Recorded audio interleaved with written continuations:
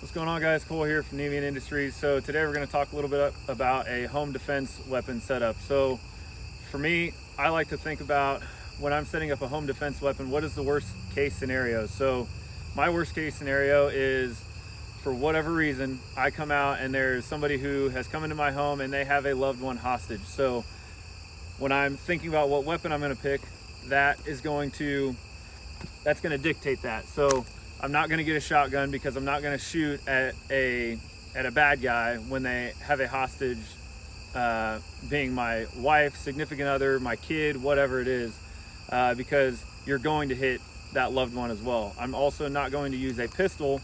Worst case scenario, I may use a pistol, but I'm going to use the thing that I am most confident with, and for me that's an AR-15.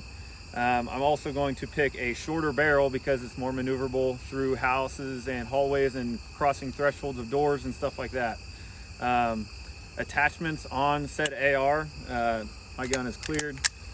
My attachments, I'm not going to overdo this, okay? So I'm not going to get a sling. I have a sling, I have a magnifier, but I use that only when I'm out here at the range messing around, doing some stuff at long ranges.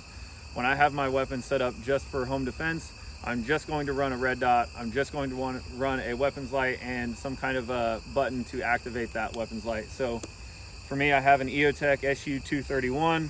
I have a pretty old Surefire that I'm hopefully getting upgraded here soon.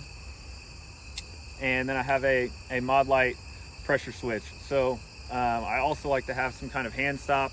That's just a personal preference thing, but I keep that on at all times. I just don't want to have anything on the weapon that is excess, that makes it more bulky, that could get snagged, like a sling. Like I said, I take that magnifier off because there's no purpose for it inside my house. And that's pretty much it. I just want something that's maneuverable, that's fast, that has a weapons light. The weapons light for me is a must-have just for positively identifying your threat.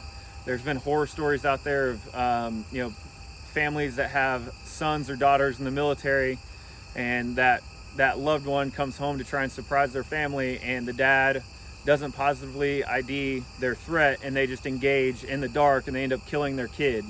That is a real story that has happened. So a weapons light is absolutely essential for me. And then when it comes to actually engaging a threat, I want the fastest sights possible, so I like red dots for that.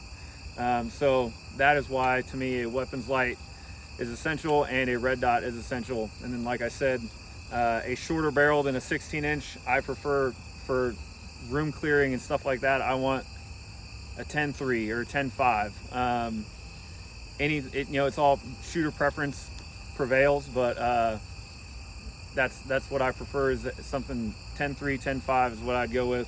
Just more maneuverable, easier to go down hallways and clear thresholds of doors, and that's pretty much my weapon setup.